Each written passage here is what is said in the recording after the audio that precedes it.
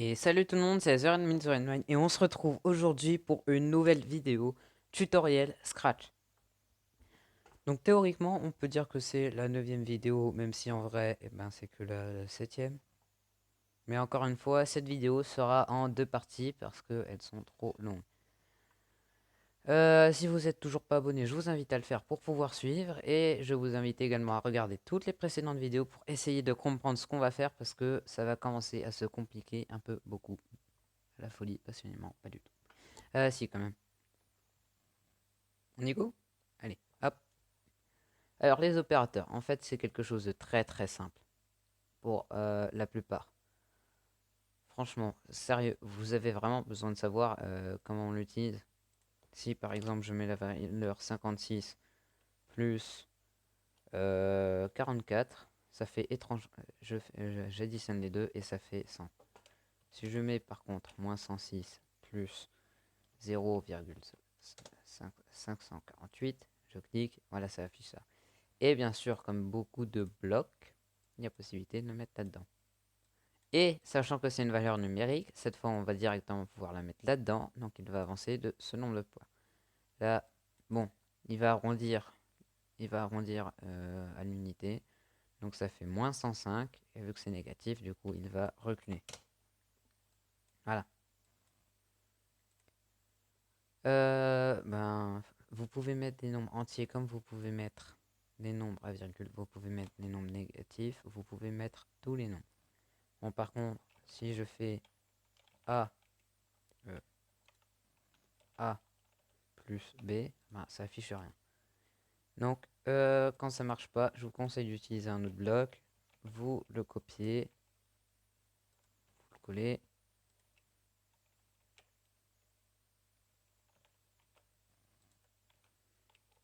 A plus B, et bien ça fait 0 vu que ce ne sont pas des nombres entiers. Voilà.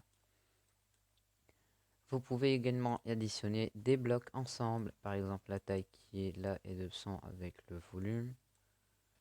Voilà. Donc ça fait 200. Incroyable mais vrai. Et bien, laissez-moi vous dire que ça marche exactement pareil pour ces trois autres blocs. Donc normalement, j'ai pas besoin de vous les présenter. Parce que celui-là, ça sert à faire une différence, donc une soustraction. Lui, une somme, donc une addition. Lui, un produit, donc c'est-à-dire une multiplication. Et lui, un quotient. Non, pas une division. Mince. C'est aussi un produit, je crois. Non. Bon, en gros, c'est une division, quoi. Ensuite, on va avoir quelque chose de plus compliqué. Déjà, il faut savoir une notion.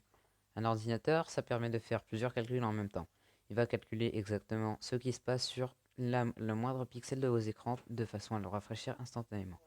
Il va faire d'autres calculs. Par exemple, lorsque vous effectuez une fonction, il va exécuter divers calculs. Là, par exemple, il va effectuer le calcul de ça plus ça. Mais en même temps, il va devoir effectuer l'affichage de tout ça. Et lorsque je clique, il va devoir afficher aussi tout l'affichage de ça. Donc, lorsque je fais ça, il exécute beaucoup de calculs à la fois et il répète ça indéfiniment. Même s'il n'y a aucune action et que vous laissez votre PC comme ça pendant 10 minutes, il va rester comme ça à recalculer. Voilà. Et ben, laissez-moi vous dire que votre PC, il risque de... Ça, si vous avez été très mauvais PC, et ben, laissez-moi vous dire que ce bloc, il va tout faire bugger. Non, franchement, voilà quoi. Vous savez ce que c'est quoi. Un nombre aléatoire entre 1 et 10. Et ben, vous avez le numéro 1 qui est là et le numéro 10 qui est là. Il va devoir choisir des nombres qui sont parmi 1 et 10. Donc là, il va choisir soit 1, soit 2, soit 3, soit 4, soit 5, soit 6, soit 7, soit 8, soit 9, soit 10. Pas compliqué. Et ben, lorsqu'il fait ça, il va devoir effectuer il va devoir effectuer beaucoup plus de calculs qu'à la normale. Donc par exemple, vous avez voilà, une bonne centaine de calculs par seconde. Je sais que c'est pas du tout ça et que c'est beaucoup plus. Et bien là, il va devoir en faire un peu plus parce que pour trouver un nombre aléatoire, il faut faire beaucoup plus de calculs.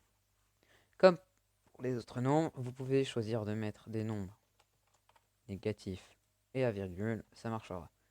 Là, par contre, si je mets moins 0,5 et 2, et ben, dès que vous allez mettre la virgule avec quelque chose derrière, il va choisir tout, n'importe quel nombre.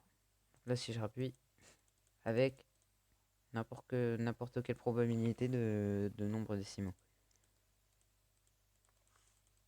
Là, soit c'est grand, soit c'est tout petit.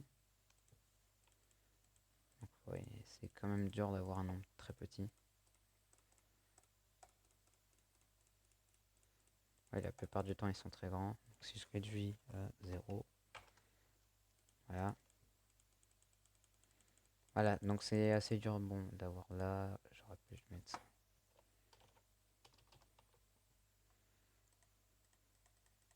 Ouais, non, là, en fait, ils sont beaucoup plus grands. Voilà, quoi. Encore une fois, vous ne pouvez pas mettre de caractères alphabétiques, mais seulement des caractères numériques, tels que ceux présents sur votre pavé numérique, sauf les touches entrée, multiplier, diviser. Bon, et la touche verrouiller la numérisation. Gouvernum. Oui. Ensuite, il y a des blocs très utiles qu'on va utiliser pour les conditions. Oui, hein. Nous avons le bloc est strictement supérieur à, est strictement inférieur à, est strictement égal à. Ouais, en fait, c'est juste supérieur à, inférieur à et égal. C'est juste que c'est strictement égal. Alors, c'est une stricte vérité.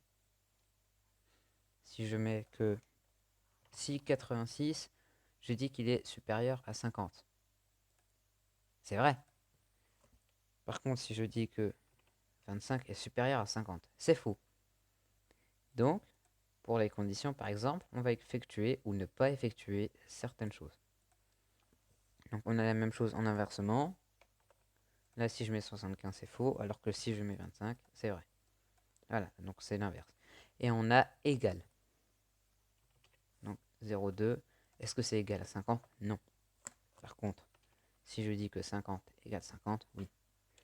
Si je dis que plus 50, voilà. Par contre, si je mets plus 50 et moins 50, voilà, c'est faux.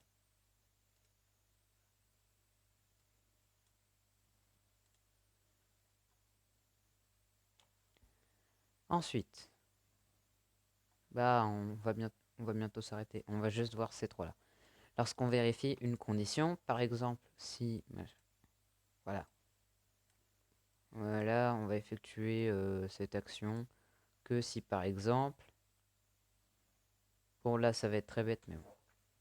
Que si par exemple 65 est supérieur à 50 et que, donc ce petit mot et, il va servir à relier diverses instructions et avec le mot et, si les deux instructions sont vraies, alors on va pouvoir effectuer l'action. Donc là, voilà. Par contre, si rien que une des deux est fausse, il ne fera pas. Bon, et bien sûr,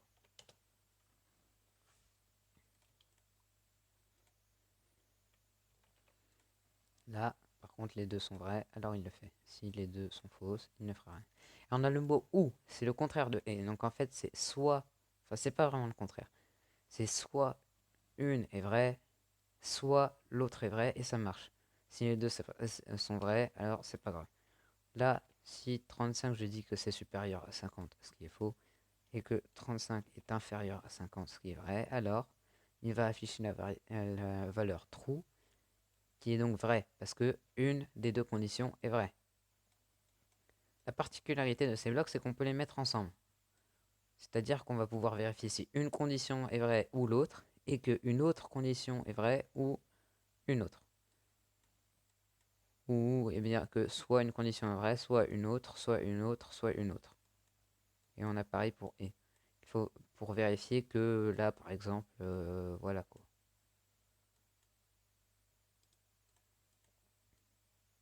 Voilà. Pour vérifier que ces sept instructions sont vraies quoi. Voilà. Sachez que par contre, là, pour vérifier, vous pouvez mettre des lettres dans égal. Donc par exemple, si FGD c'est égal à FGD, ben voilà. Ah, petite particularité, sur Scratch 2 comme sur Scratch 3, vous n'avez pas les mêmes particularités. Là, FGD, c'est comme si c'était égal à FGD. Donc majuscule ou minuscule, ça change rien. Alors que sur Scratch 2, ça change. Du moins, ça dépend des versions en vrai. Parce que je sais qu'avant sur Scratch 3 ça marchait, mais plus maintenant. Et on a non. Si une valeur est fausse, du moins, si par exemple je dis que, voilà, 32 c'est égal à 50, on est tous d'accord, 32 n'est pas égal à 50. 50 est égal à 50 et 32 est égal à 32. Voilà. Par contre, si je dis que comme cette valeur est fausse et que je veux donner le contraire, donc si elle est fausse, avec le bloc non, on donnera le contraire. Si elle est fausse, alors on donnera true. Par contre, si elle est vraie et qu'on donne le, si elle est vraie et qu'on donne le contraire, on aura false. Si on l'utilise plusieurs fois, si on l'utilise en nombre pair, donc ça donnera la même chose. Voilà. C'est tout pour aujourd'hui. J'espère que vous avez aimé cette vidéo. Je vous invite à vous abonner à la chaîne pour pouvoir voir la suite. Je vous invite également à suivre mon lien Discord pour avoir plus d'informations. J'espère que vous avez très bien aimé. En attendant, je vous souhaite des bonnes fêtes de fin d'année. Joyeux Noël, bonne année.